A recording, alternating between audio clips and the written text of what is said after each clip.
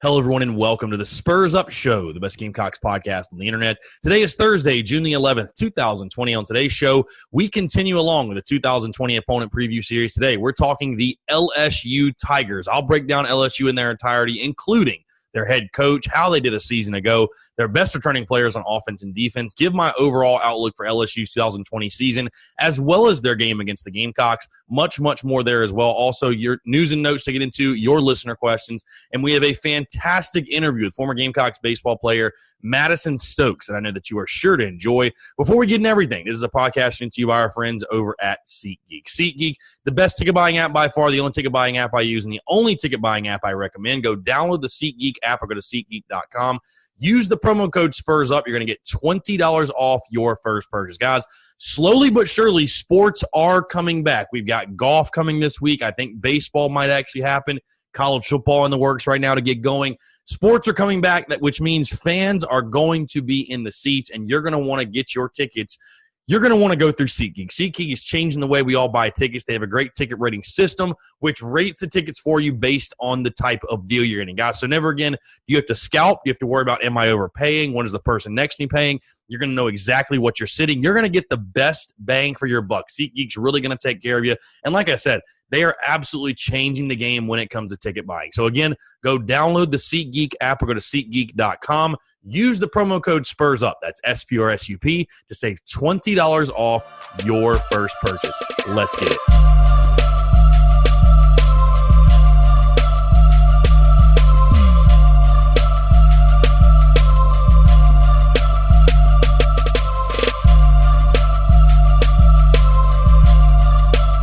All right, I'm Chris Phillips, host of the Spurs Up Show, as always. Appreciate you guys tuning in. Have a packed show.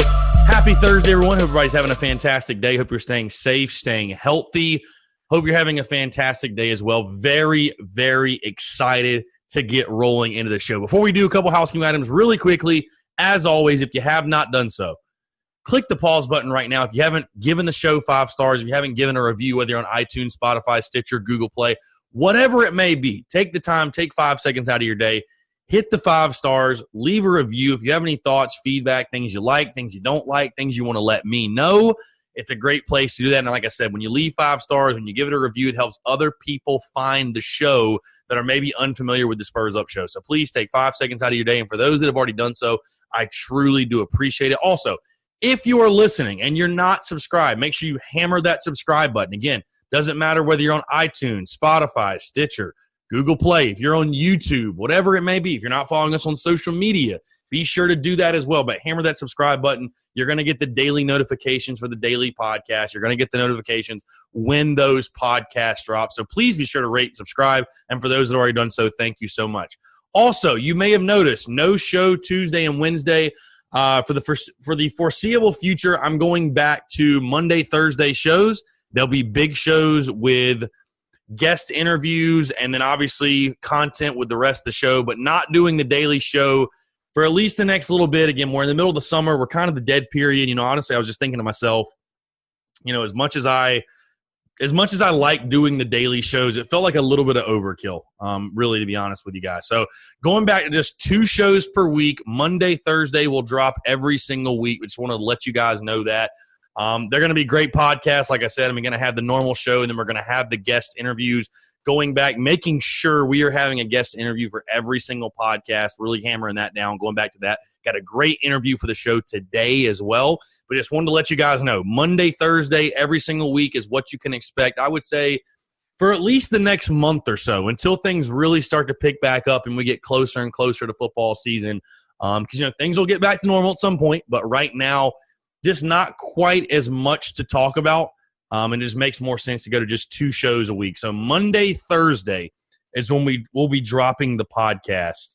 That's when we'll be doing it, Monday, Thursday. So, all right, let's dive right into it. The 2020 opponent preview series continues on. Today we are talking about the Lsu Tigers, South Carolina, taking on LSU Saturday, November the 14th. In Baton Rouge, Tiger Stadium, a.k.a. Death Valley in Baton Rouge, one of the toughest places in the entire country to play. You take a look at the all-time series record. LSU leads it 18-2-1. The Gamecocks have not had a lot of success against LSU. The last meeting, 2015, LSU won 45-24, went with Steve Spurrier's last game. And if you guys remember, that was the game that was moved to Baton Rouge. It was supposed to be in Columbia, moved to Baton Rouge due to the hurricane and the storms and stuff and the flooding and stuff like that. So moved to Baton Rouge. But Spurrier's last game, LSU got the better of South Carolina. I think that's when they had Leonard Fournette. They ran all over the Gamecocks, 45-24 in that one. I think the last time South Carolina beat LSU, I believe, was 1994. So it's been a very long time. And it was actually in Baton Rouge, by the way. But it's been a very, very, very long time since South Carolina has beaten the Tigers. 2019, we all know what LSU did. 15-0, 8-0 in the SEC. Arguably the best college football team ever. Winning the national championship, beating Clemson, which was fantastic. I know we all loved that. But really just a historic season for LSU last season. Again, 15-0, 8-0 in the SEC. They ran through everybody last year. I mean, they were a team on a mission. Joe Burrow wins the Heisman. I mean, everyone. That team, I think they had 14 guys go to the NFL draft, which is just a crazy number. All of their starters got drafted. I mean, they had guys that were award winners that went undrafted. That's how good they were. So, just crazy. What a year they had. Ed Orgeron, what can you say about Ed Orgeron coming into his fourth season as LSU head coach? 40-9 record at LSU. And it's funny, this is a guy that a few years ago people were talking about him being on the hot seat and possibly getting fired.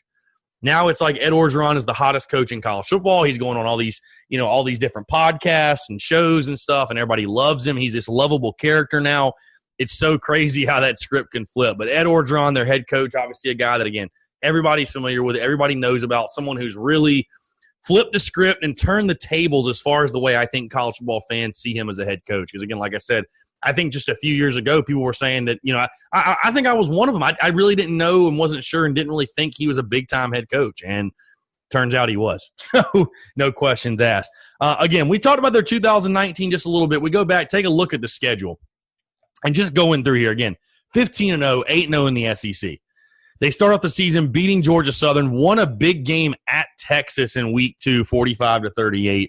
But again, just ran through everybody. Northwestern State at Vanderbilt, Utah State beat Florida 42-28 at Mississippi State, won a big one.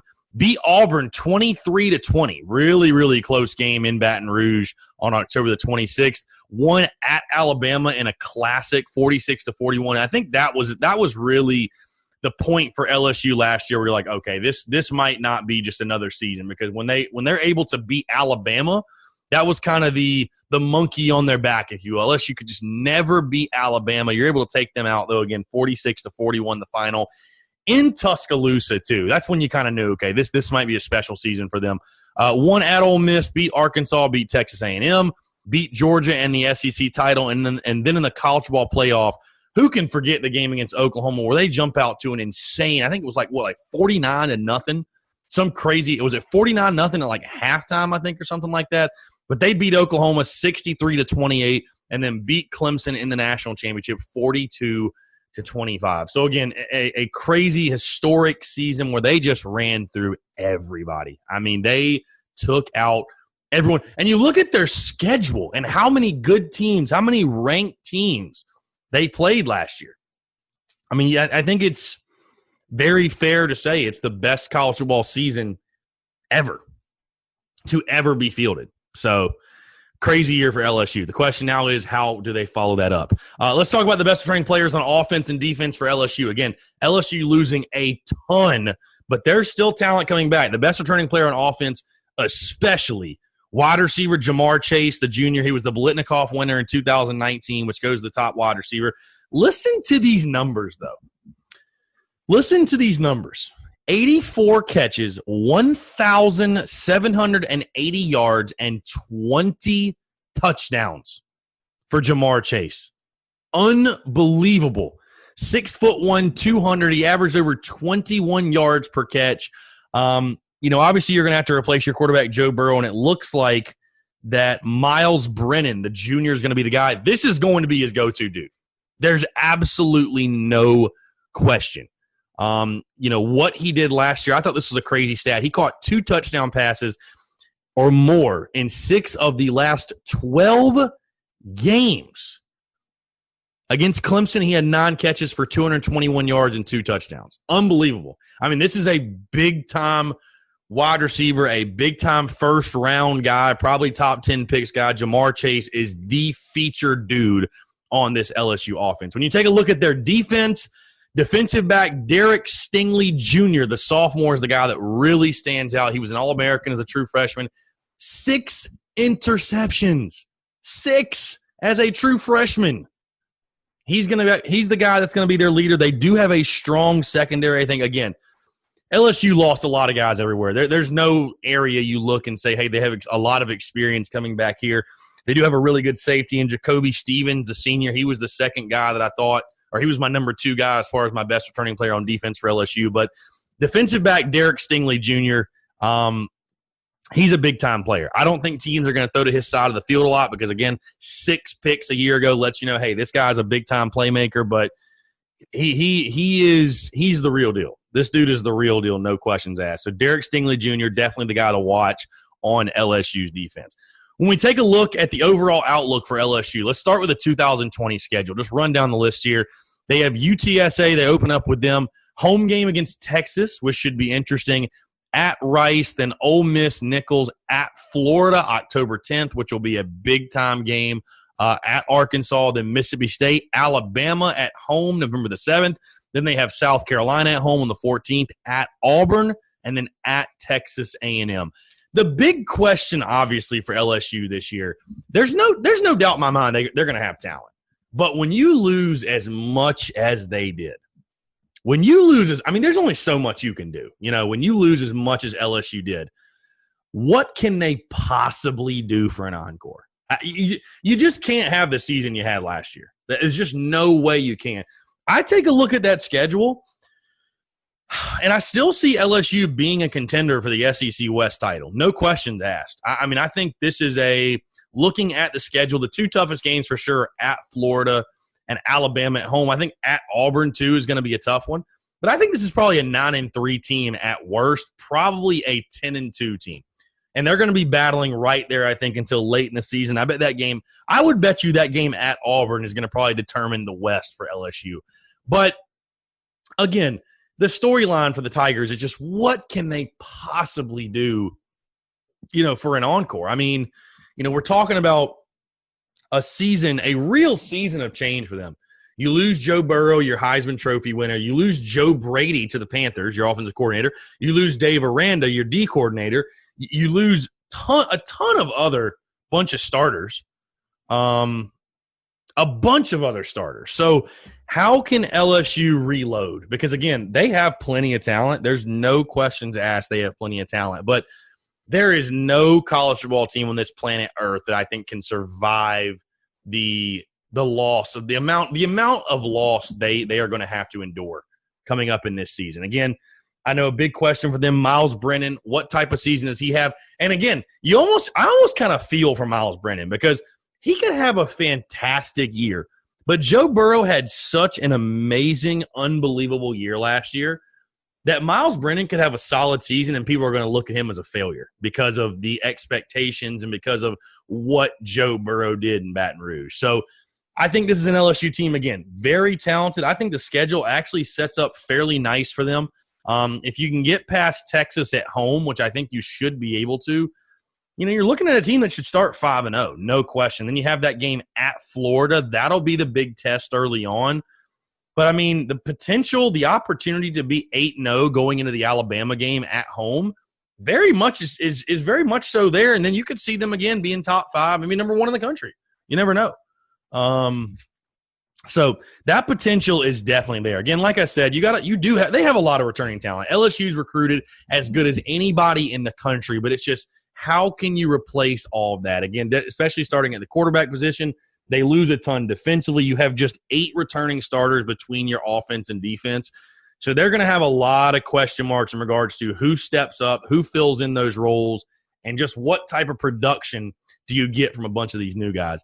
As far as the game with South Carolina and how this game fits in with the Gamecocks and just the overall outlook of that game, again, I talked about the Georgia game really beginning a November gauntlet for South Carolina. This one's no different, having to go to Baton Rouge, especially you have to pray as a Gamecock fan that hopefully this is a day game. I mean, this is the one time I'd love for a noon kickoff, just because LSU, it's already such a tough place to win. And if you have to play the Tigers at home, you know, your odds of winning go down significantly. I mean, the slim odds you already have go down significantly. I will say this, though. I think this could be the sneaky spot for South Carolina to pull a major upset. Listen, LSU's still going to be good. They still have a ton of talent, but they have a lot of questions. And this game falls in a really interesting spot in the schedule for LSU. You know, LSU late in their season, they're going to be focused on trying to compete in the West. They've got Bama at home, and they got South Carolina, and then they go to Auburn. So this game's sandwiched in between the Alabama and the Auburn games. Could the Gamecocks possibly catch LSU napping a little bit, sort of how they caught Georgia last year? I certainly think it's going to be a tough game. South Carolina's not going to be as talented as LSU, no question. But I don't know. I think this is one, because of all the losses, because of all the question marks that LSU has, this one is really, really intriguing and could provide South Carolina with the opportunity to pull a major upset. It really could. It really, really could. So I'll be interested to see in this one again. You know, you have multiple opportunities in the month of November to pull a major upset. I talked about you can't go worse than 1-3. That's the minimum. You've got to beat Wofford, and you got to be able to hang. You know, that's going to be the other big thing. I mean, we all know this is a make or break year for Will Muschamp, and a lot of it is going to come down to, especially if you go 6-6. How do you hang in a game like this? Can you hang in a game like this? Can you make this a close competitive game? We all understand LSU's talent level. We all understand what they did last year, but they do lose a lot. And this is going to be a team, just depending on how things go, how things fall, how guys fill into different roles. This could be a team that is beatable. You never know. So can South Carolina give LSU a scare on their home field? Will be a major opportunity. I expect this to probably be a nationally televised game. And again, it's not going to be a game South Carolina by any stretch, by any means is going to be favored. But this to me feels like almost like the sexy pick for South Carolina, as far as, you know, if you could think of one big upset in the 2020 season, which one would it be? The road trip to Baton Rouge, for some reason, to me, feels like a great opportunity to sort of, like I said, maybe catch the Tigers napping, you know, maybe catch them off guard and do something similar as to what you did last year in Athens and go into Baton Rouge and pull off a major upset. So we'll see. It should be really, really interesting. But again, just another tough game on the road too, but another tough game in that November gauntlet for the Gamecocks. So again, that is the LSU Tigers. Should be a fantastic game. Not often do the South Carolina and their fans get to road trip to Baton Rouge. That is definitely one I'm looking forward to, as one I know other Gamecock fans are as well. All right, let's get into some news and notes really, really quickly. Do have some news and notes to get into, starting with recruiting. Gamecocks picking up a commitment. South Carolina football getting a commit from 2021 three-star running back Caleb McDowell. The Gamecocks going into the state of Georgia to get this kid, a kid out of Leesville. I think he's from the same area, or maybe it's the same school even as Jamie Robinson. So, you know, what will he do? I think the running back position is pretty much set for Carolina at this point for the next few years, you know, with Marshawn Lloyd, with Kevin Harris, but you always want to get, you know, elite talent in your program. And I think Caleb McDowell could be that guy. Kind of undersized right now. He's only 170, but a young dude, a young cat that can develop, is a guy that I think has a high ceiling, but he's going to have to be developed once he gets on campus. Another big thing coming out of news on Wednesday afternoon, the 2020 SEC Media Days will be mobile. It will be mobile, will not be in person. I know some of you are saying, Chris, who gives a damn? It's just SEC Media Days. I'm someone that loves SEC Media Days personally. I love it. I love it. It's the unofficial kickoff for SEC football season for me. It just is. I love it. I've always loved SEC Media Days, and I think a lot of it probably has to do with I sort of envisioned and saw myself, you know, doing that one day. That was always kind of a dream, to be able to go to Hoover and, to be able to go to Hoover and cover that and, you know, talk with all the personalities and stuff like that. But, yeah, they're going to be mobile, so it'll be interesting. They haven't released the schedule for when coaches will speak or stuff like that. And Hopefully we're still able to tune into it. Like I said, it sucks. I get it with the pandemic stuff. I really honestly am a little surprised though, because I thought that with the way things are moving, it seems like things are opening back up and the numbers are going down and stuff like that. I really thought that maybe,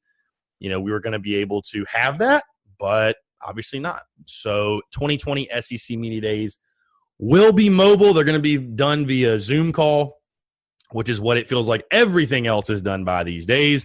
But yeah, so we'll see kind of how that goes. There'll be more announcements, see how that unfolds. But yeah, definitely interesting for sure. The SEC Media Days will be mobile in July.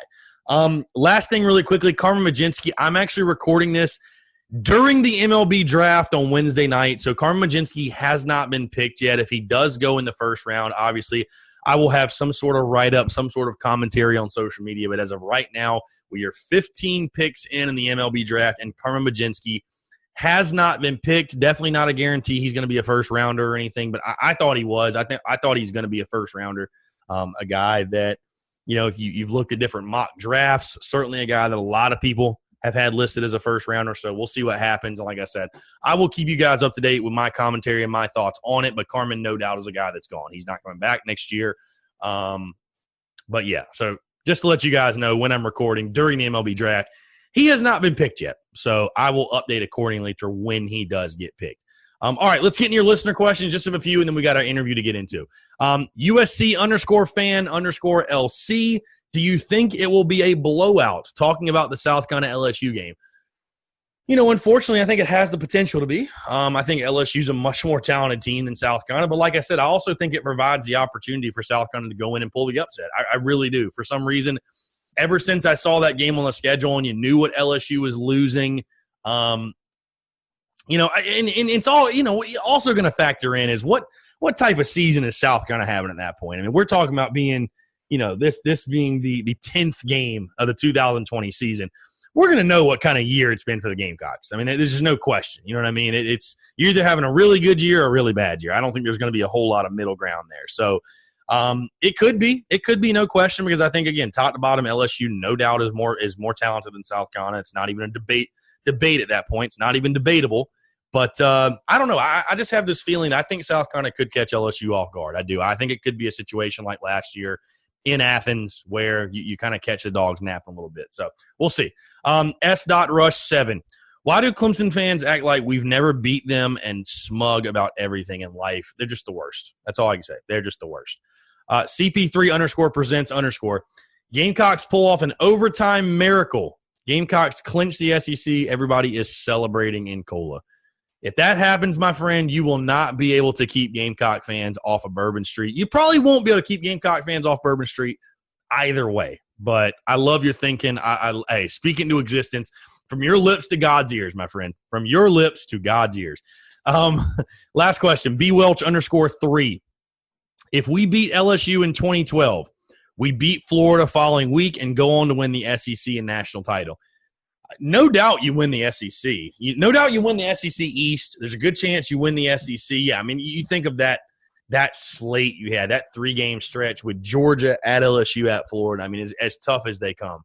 That 2012 one was a close one, man. No question. That was one that, you look back and it's like, man, if that just could have went South Carolina's way, you are right. Who knows what happens? But, unfortunately, the ball didn't bounce the Gamecocks' way. There's really nothing else you can do about it. Nothing else you can say. Just did not bounce their way. So, unfortunate. But, all right, appreciate the listener questions. Have a fantastic interview. Former Gamecocks infielder Madison Stokes.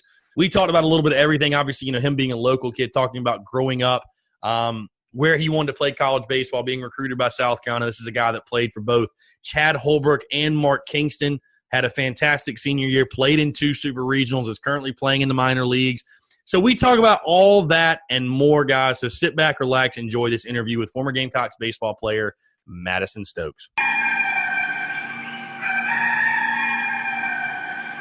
All right, joining us today on the Spurs Up Show is a man that played for Gamecocks baseball from 2015 to 2018. During his career, he hit .271 with 15 home runs, 82 RBIs, and also had a .961 fielding percentage for the Gamecocks. In 2018, he was taken in the 10th round of the MLB draft by the Philadelphia Phillies and is currently in the Phillies organization. I'm very pleased to be joined by former Gamecocks baseball player Madison Stokes. Madison, appreciate you taking the time, man. It's an absolute pleasure to have you on. Yeah, man. Thank you, Chris, for having me. Absolutely. So, Madison, I want to start from the beginning for you because obviously you're a local kid, a really highly touted local product. You were actually taken in the 2014 MLB draft, your senior year of high school, the 40th round by the New York Yankees. But you went to AC Flora. Again, you were a guy that everybody was really familiar with when you got on campus. Just talk about your recruitment. I know you were recruited, obviously, by Chad Holbrook and his staff and those guys that were there at that time. But you being local, again, you're in high school when South Carolina's having their run in the early 2010s and 2011, 2012, stuff like that. What was the recruiting process like for you? Was there ever any question that once you got that offer that you were going to be a Gamecock? So I was committed to the Citadel my sophomore year. That's where my brother went. I wanted to go play there and play another year with him. And then I decommitted my junior year, I believe, and just wanted to open up some more opportunities, see what else is out there. And then Carolina jumped on me, I think the summer going into my senior year. And a little bit of North Carolina and then a little bit of Clemson. And I visited UNC and South Carolina. It was pretty neck and neck until I actually sat down with Coach Holbrook. I was watching them scrimmage and all, and we had a good chat. And that really just kind of turned me on there, to be honest with you, just seeing those guys and how they were just, how they played together and just seeing the whole facility and all. Everybody knows how nice it is. So once I knew about South Carolina, but once I got in there and was able to, make some connections and build some relationships with the coaching staff, then, that kind of set me off at first. So that was really when it started. I was going to say, you were really successful yourself in high school, not just yourself individually, but you played on 3 state championship teams. I think people forget that. You guys, AC Flora, 3-time, 12, 13, and 14 were South Carolina 3A state champions. Pretty impressive. Yeah, man, that was a lot of fun. We had a really good time. All 3 years were a blast. Coach Hallett, he's a great man. I still stay in contact with him. So he's done a great job over there with AC Flora. Yeah, definitely a South Carolina high school baseball coaching legend for sure. I want to talk about, again, you talked about the relationship with Holbrook and when you sat down with him. What was that relationship like? I guess what clicked for you guys? And then while you were at South Carolina, how did that relationship evolve between you two? It was pretty good at first. Coming in as a freshman, I was expecting to play, and I didn't play as much as I wanted to. Mm-hmm. And I knew that was up to me anyways. But, those 3 years with Coach Holbrook, we did build a good relationship. And, we did have a few tuffles here and there. But I think that's because of my stubbornness and wanting to play shortstop, coming in as a freshman and wanting to play shortstop, and then sophomore year wanting to play shortstop. And we had a good relationship. We still do. And then Coach Kingston came in. So, I had a good time with Coach Holbrook, all those guys. I think we built pretty good relationships with them. So. Yeah. I was just going to say, Madison, your career is so interesting because you're one of those guys that you really saw a little bit of everything while you were at South Carolina. I mean, you saw the highest of highs going to the super regionals twice. You saw the lowest of lows missing the postseason. You saw the highest of highs with yourself personally. You saw a coaching change. I mean, you really got to see it all during your college career. But I want to stick with your freshman season. I know, obviously, 15 things did not go the way you guys wanted as a team. But I just want to ask for you, that year, like you said, you played in 25 games at 207, had 9 ribbies. But just talk about how you feel that your game transitioned from high school to SEC baseball. Was it what you expected? Was it tougher than you expected? What was the transition like for you personally? I would say it started just in high school because, I knew I was going to start every game, and that gave me confidence. And I played well. I was aware of the talent. Then going into SEC, it was like, wow. This is for sure completely different. I think it's the best league in baseball, college baseball. And that was an eye opener. And then just seeing how good the guys were at South Carolina, like I'm not, one of the better players on the team anymore. So I'm going to have to work it and earn it and, earn a position and make my way into the lineup every day. And once that wasn't happening, I'm like, all right, and that probably honestly took away a lot of confidence and why I hit, 207 with 9 RBIs and didn't get to play as much. So I kind of beat myself up a lot about that as that was happening. And then I think sophomore year I had a better feel of it, but then that's when the injuries started happening. So, but yeah, man, SEC baseball, it was kind of a slap in the face, but it was also cool to see, like, this is how good these players are. And that made me want to, compete with them, compete with the best. Yeah, so it sounds like for you it was definitely as much of a mental grind as far as like a physical test or anything. Just the mental side of the everyday grind, obviously, of SEC baseball taking its toll on you a little bit. Yeah, for sure. The amount of games and then like the weight room and stuff, all that was fine. The conditioning was fine. I've always been fine with that stuff, but it was just the mental side of baseball that I haven't really experienced yet. For sure. So I know that 16th season obviously went much better for you guys as a team, made the Super Regionals. I've talked to a couple of your former teammates that say that's probably the most fun year of baseball they've ever had as far as that team is concerned. I think it was Jonah Bride put up the video that NCAA tweeted out like 4 years ago when you guys got the final out against Wilmington and came back in that regional and went on to the Supers and everything. It was a great year, obviously. But for you, like you said, you dealt with an injury, and I want to ask you because it was called a Jones fracture in your foot. What in the world is a Jones fracture? Because I've never heard of that in my entire life. Yeah, man, it was it's a fracture in your fifth metatarsal, and I was in an inter-squad game. I think it was in the spring, early spring, and going for a ball to my left, playing third base, and it took a weird hop, bounced back to my right, and so when I went to switch directions, maybe it was the brand new cleats that I had and the spikes, but it just cracked, and I didn't know it was broken right away. I could kind of walk on it, and then the inning was over, and I had to limp off the field, and I'm like, freak, man, this is actually hurting. So, yeah, broke that fifth metatarsal in the foot. So they had to go and put a screw in it, and then I was out for 6 to 8 weeks, I believe. Really?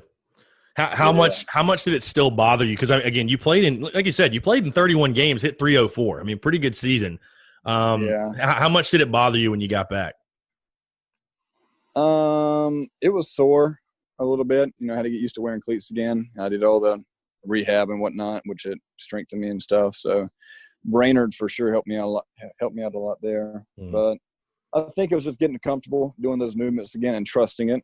I was kind of afraid to go do those lateral movements and just not sure if it was going to be weakened or if that screw was going to move around or anything. So I was kind of conscious about that. But no, it was a fine transition. It really made me grow personally and, made me want to get out there faster than ever. So just, that helped me out as far as wanting to get back out in the field and compete with my teammates. So for sure. So I want to switch gears a little bit, Madison, ask you obviously about the Carolina-Clemson rivalry. You're a guy that's local, obviously played in it.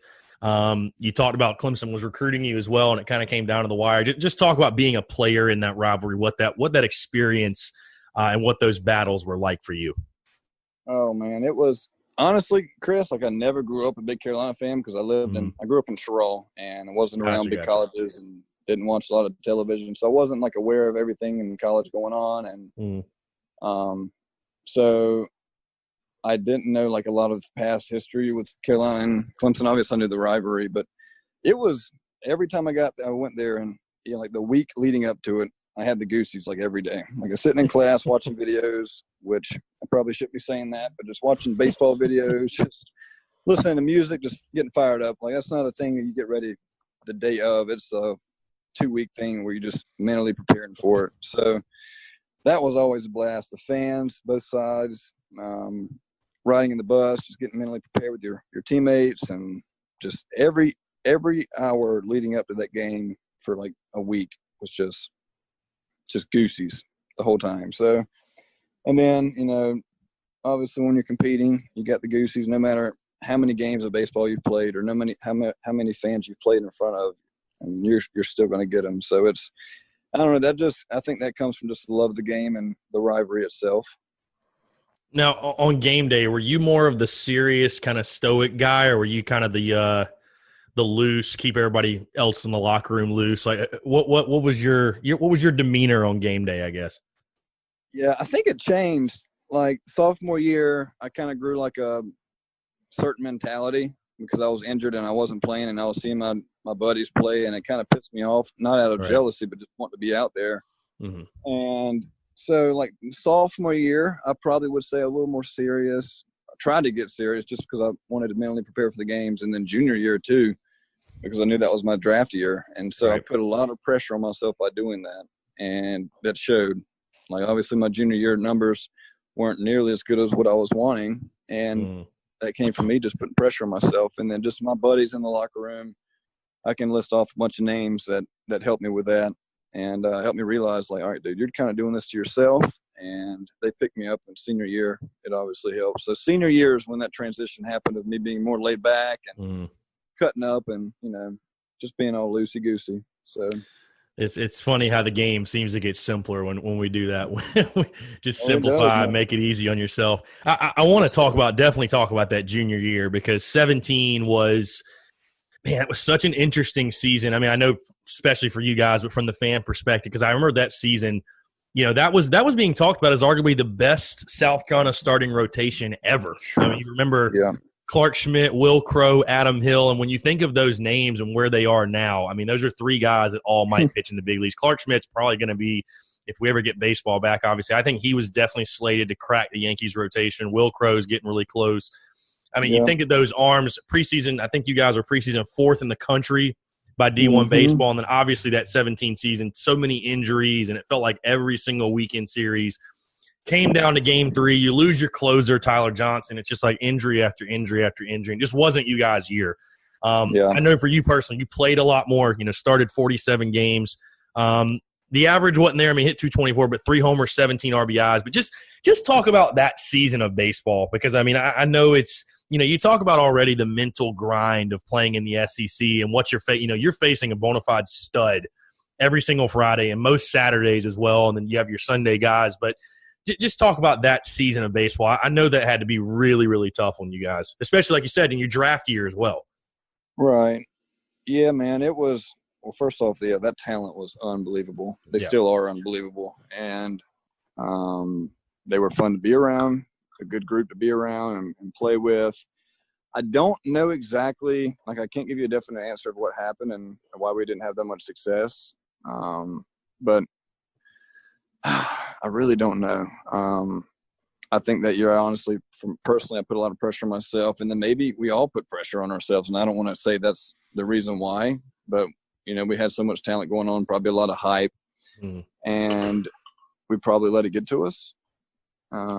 And then Coach Holbrook left that I guess the end of that year. I don't know exactly when he left, but it was, that summer. So, and we were hearing stuff like, rumors of stuff like that going on. So I don't know if we just let that kind of creep into the locker room and not break us apart, but not really allow that to, grow us together and let us be stronger and play together. So I don't really know exactly what happened, but yeah, man, it was still a fun year. We had some great road trips, some great memories with those players and whatnot. And I still have great relationships with every single one of those players. So, yeah, man, I don't know. Did you ever get to face, I'm sure you did, face Clark and Will and those guys in like scrimmages and everything? Oh, yeah. Yep. You see what Clark's doing now, and his stuff is just unbelievable. I mean, he's going to be in the big leagues sooner rather than later. I think there's no question at this point. Right. Yeah, I've always known Clark. I've always seen Clark. I've been pretty close to Clark since we came in freshman year. Right. But just seeing his work ethic, the way he carries himself, he's just like, yeah, that kid's going to be a big leaguer. I mean, he honestly came in as a freshman looking like a squid. Like he was.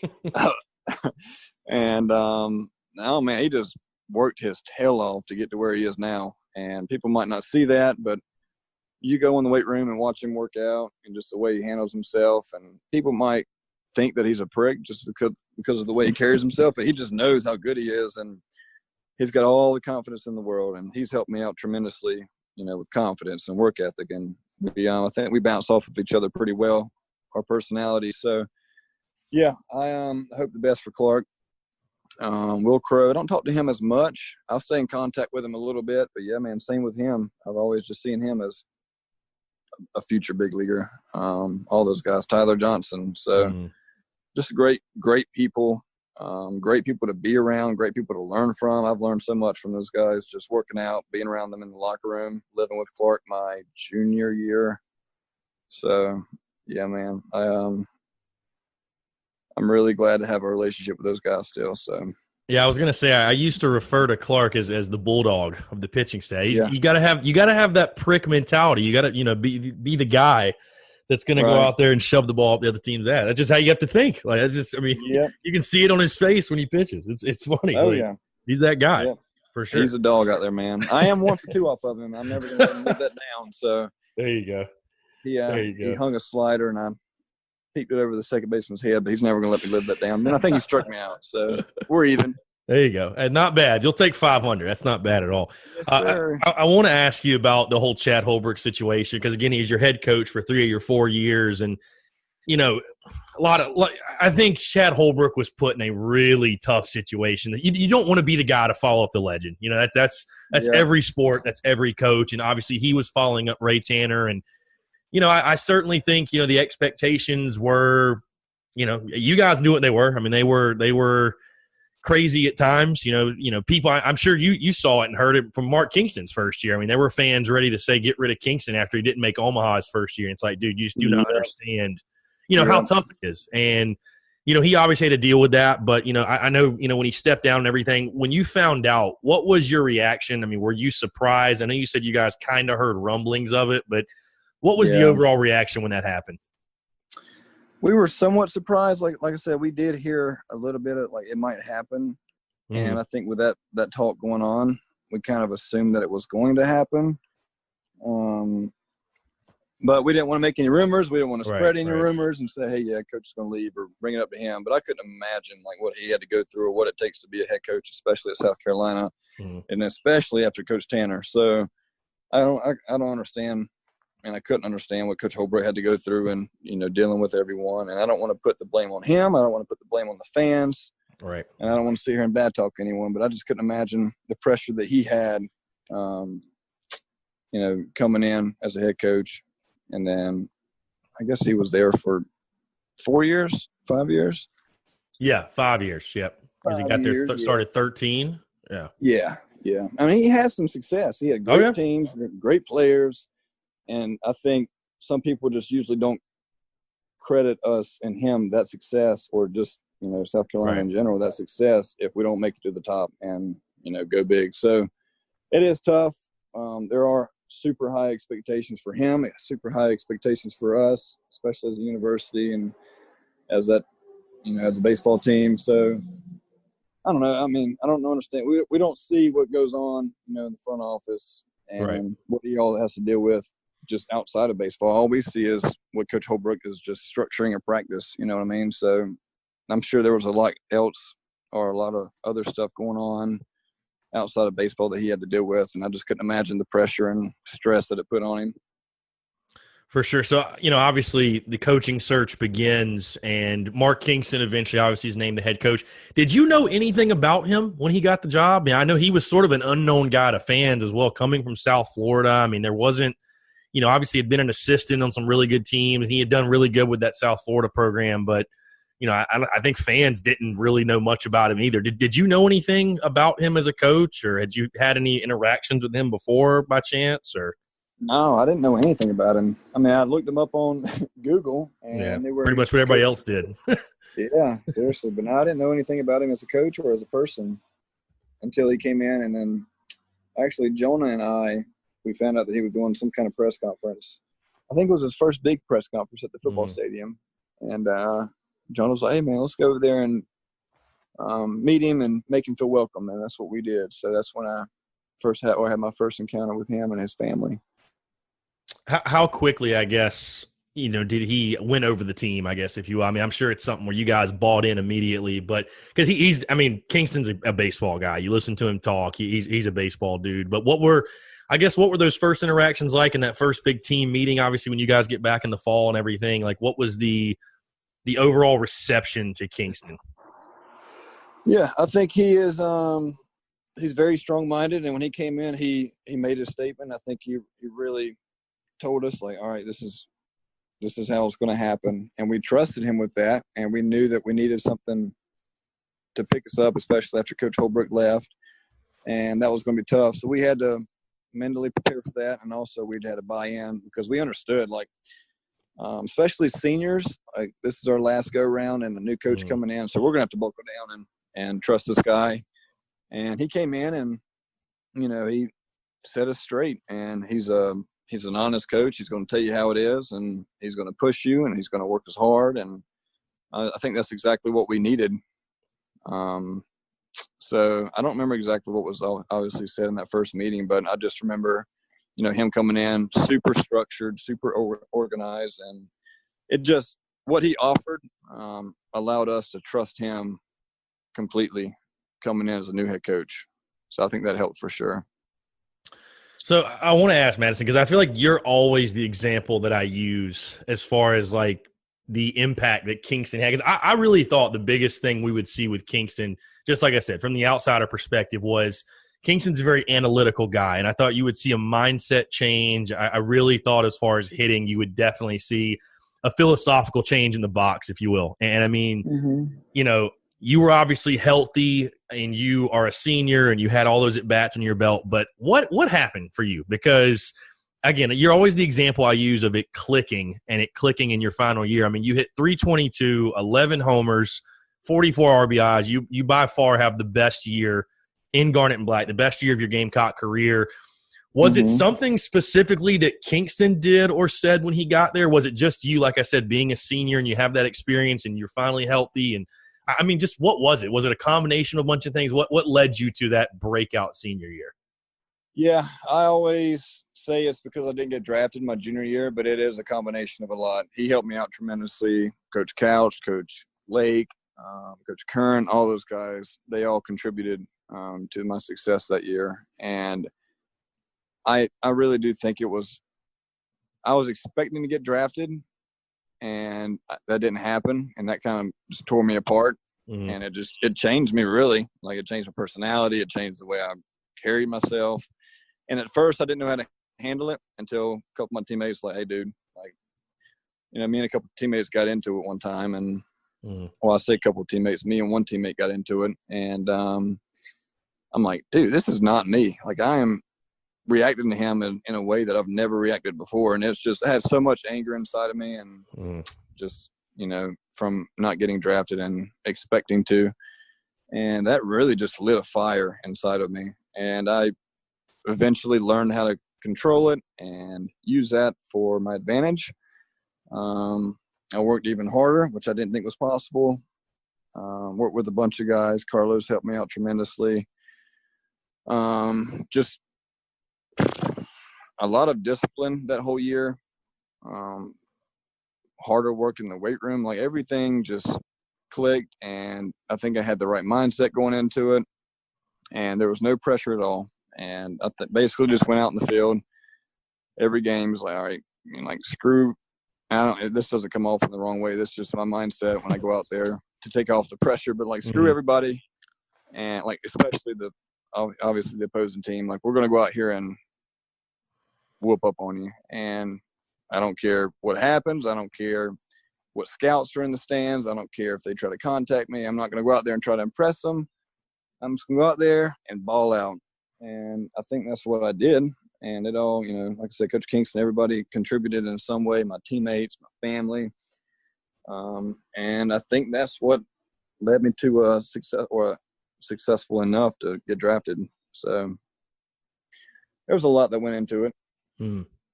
No, for sure. I want to dive into that. So before we do, I want to backtrack a little bit because, like I said, you played on two teams that went to the Super Regionals, 2016 and 2018, and I think both experiences were probably a lot different. Number one, just being your role in the team and how much you were playing, stuff like that, and then 16, obviously, you dealt with the injury. But I want to talk about 16 first because you're a young guy on that team, a lot of talent on that team, obviously, but the way it happened, again, was a lot different. You guys were hosting versus having to go on the road.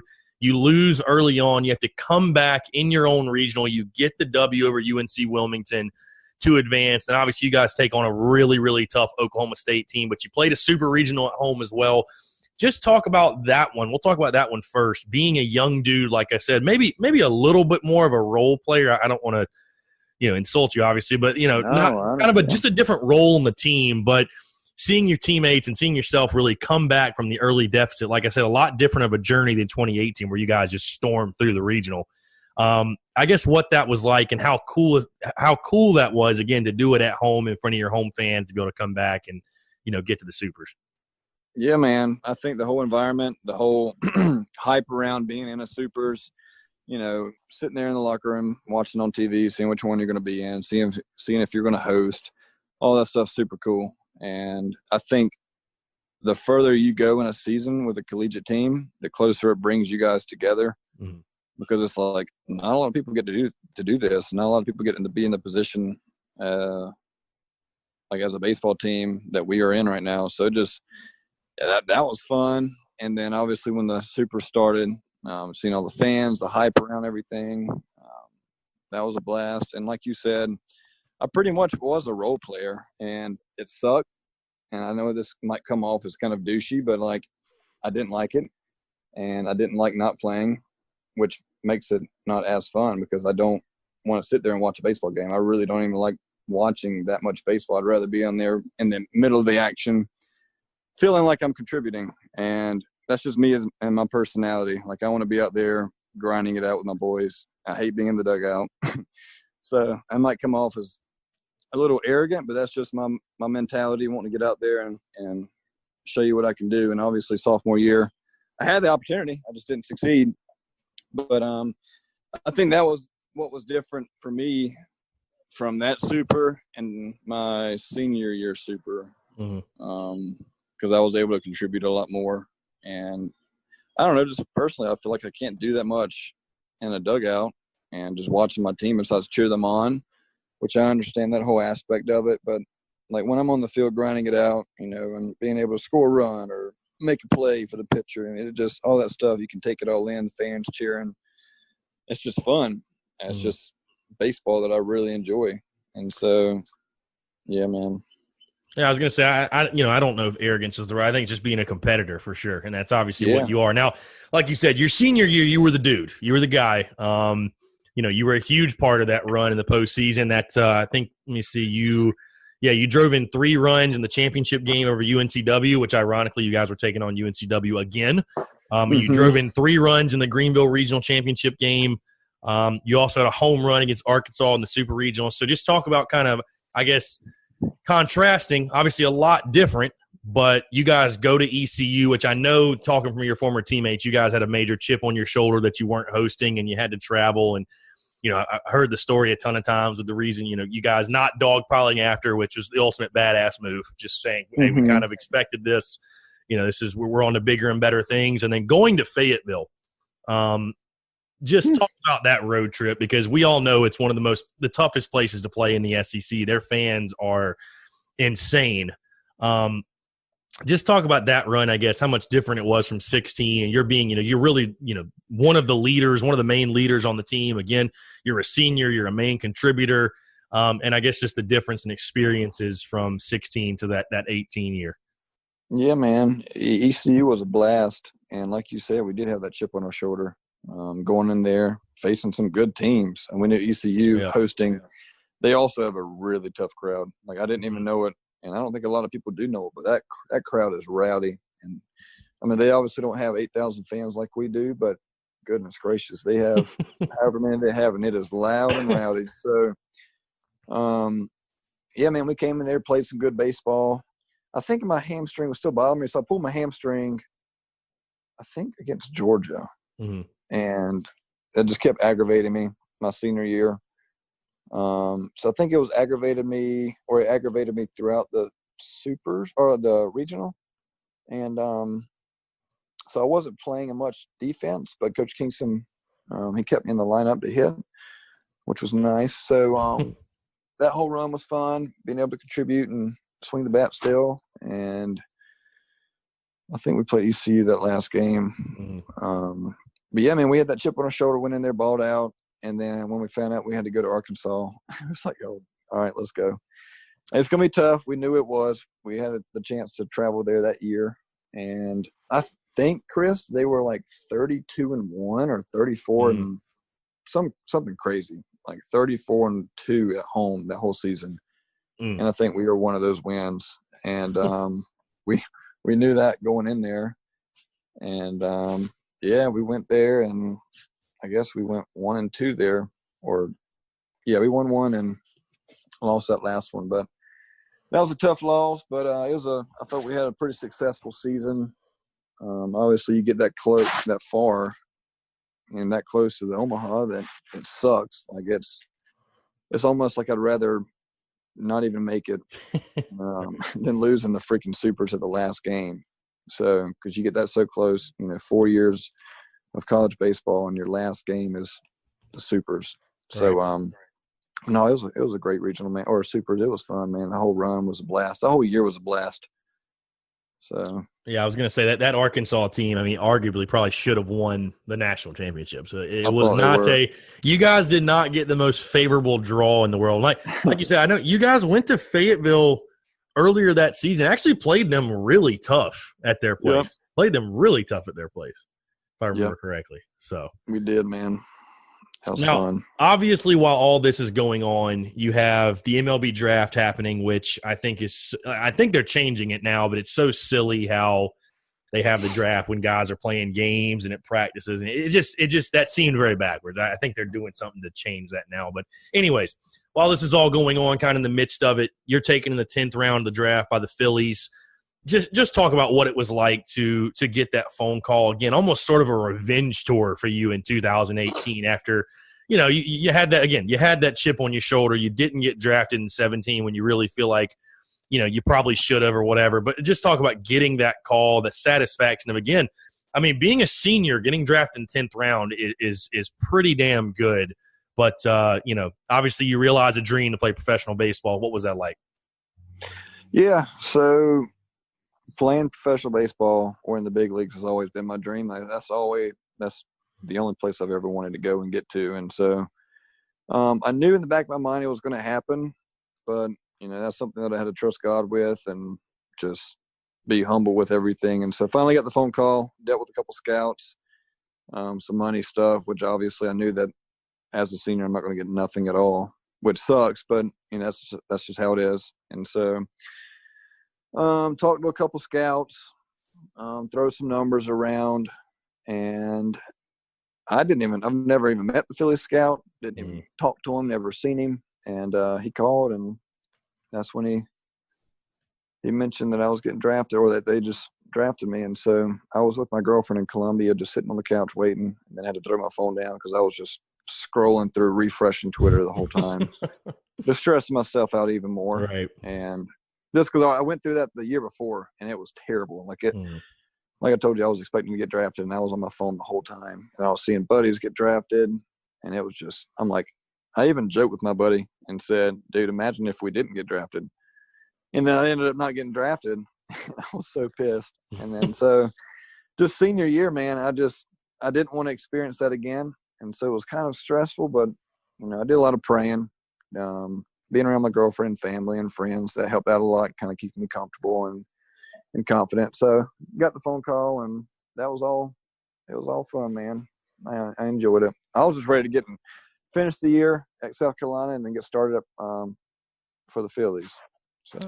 Yeah, I want to talk to you a little bit about your minor league experience thus far. I know you've bounced around from single A, low A, high A, rookie ball, and your last year, I guess, at Clearwater, high A, you played in 110 games. Had a pretty good season, I would say. I mean, hit 242, but 10 homers, 42 RBIs. I mean, a pretty good year overall. But just, I guess, talk about the minor league experience for you thus far. Kind of similar to the question I asked about, getting to South Carolina. What have been the biggest adjustments? I mean, is it kind of what you expected? Again, I know playing in the SEC, playing at the highest level you can in college, definitely, I'm sure, prepared you for that. But what's the minor league experience been like for Madison Stokes?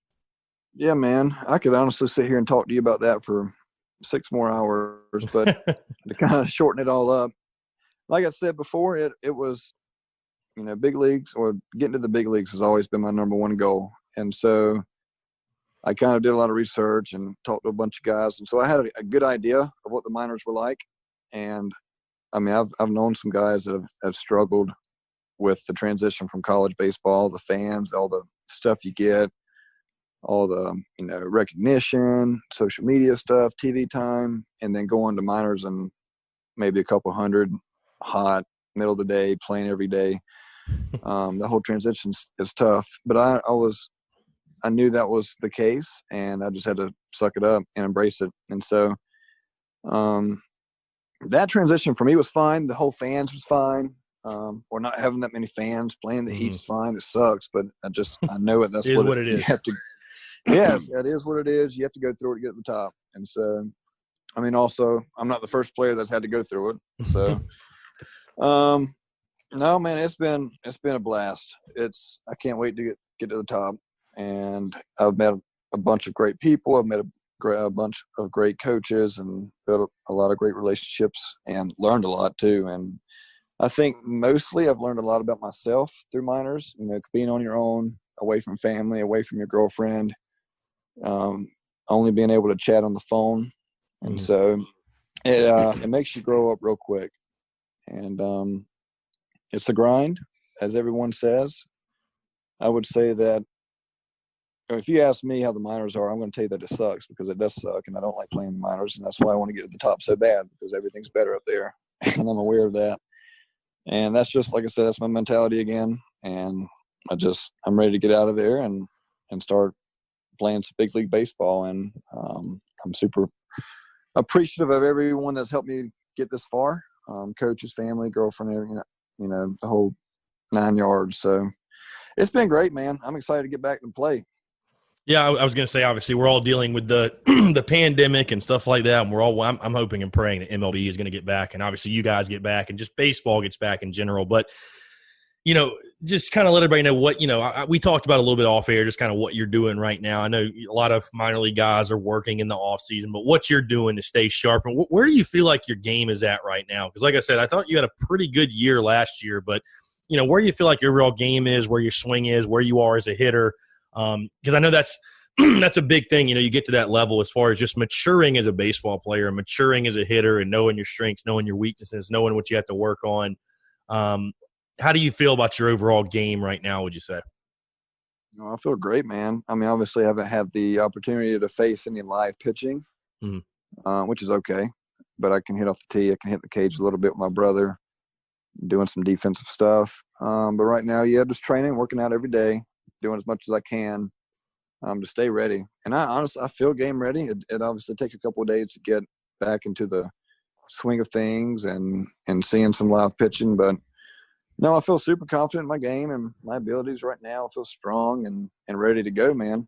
So, gun to head, would you say, or, if you're put on the spot, would you say that there will be baseball this season? I mean, I know that's really out of your control, but I mean, what's your gut feeling as far as whether or not there will be baseball played this season? I want to say yes, because I want it to happen, but no. Right. And they've come up with freaking proposals every week, and I'm tired of looking at social media and seeing, there's another proposal.